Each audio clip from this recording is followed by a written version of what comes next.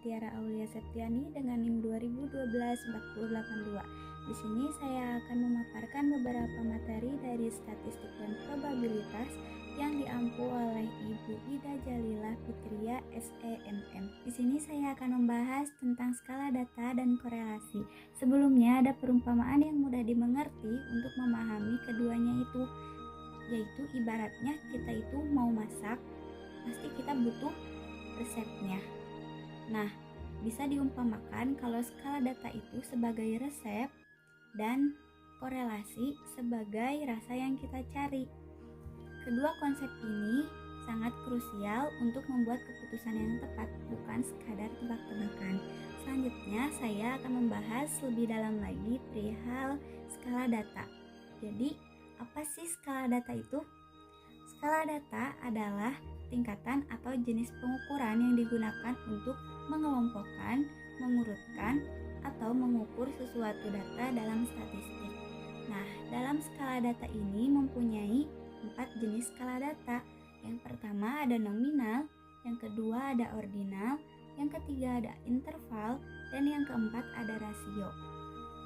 Untuk jenis skala data pertama yaitu nominal, itu hanya membedakan dari kategori, contohnya jenis barang, jenis kelamin, warna, jurusan.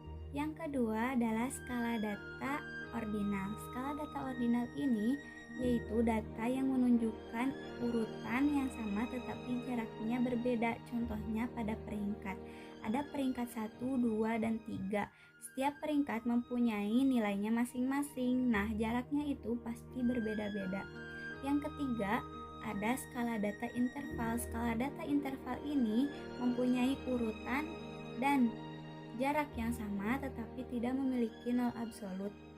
Tidak memiliki nol absolut ini maksudnya tidak benar-benar bernilai kosong, contohnya suhu. Yang keempat ada skala data rasio. Skala data rasio ini mempunyai jarak yang sama dan memiliki nol absolut, contohnya berat badan dan tinggi badan. Selanjutnya kita akan membahas tentang korelasi, di mana korelasi ini artinya hubungan atau keterkaitan antara dua variabel. Nah, korelasi ini mengukur dua hal dari hubungan itu. Yang pertama, seberapa erat kekuatannya, dan yang kedua, kemana arahnya. Untuk mengetahui seberapa erat kekuatannya, kita bisa lihat dari angka korelasi, mulai dari -1 sampai +1. Semakin dekat ke +1 atau -1, hubungannya akan semakin erat. Untuk kemana arahnya bisa dilihat dari sifat korelasi, ada positif, negatif, dan 0 atau tidak berkorelasi. Untuk positif, jika X naik, untuk positif arahnya itu sejalan, di mana jika X naik maka Y juga ikut naik. Contohnya, semakin lama belajar semakin tinggi nilai ujian. Yang kedua, negatif itu arahnya berlawanan.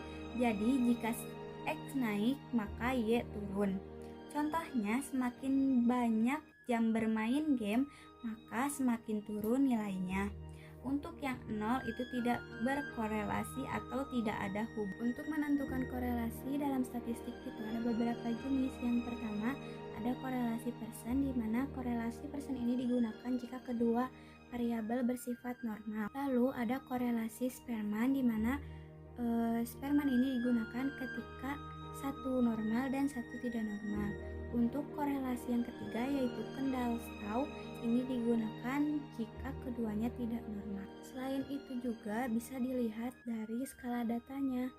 Jika untuk data canggih atau interval atau rasio bisa pakai korelasi Pearson, dan untuk data sederhana atau ordinal bisa memakai korelasi Spearman. Mungkin cukup sekian penjelasan dari saya. Mohon maaf bila ada kesalahan. Terima kasih. Wassalamualaikum warahmatullahi wabarakatuh.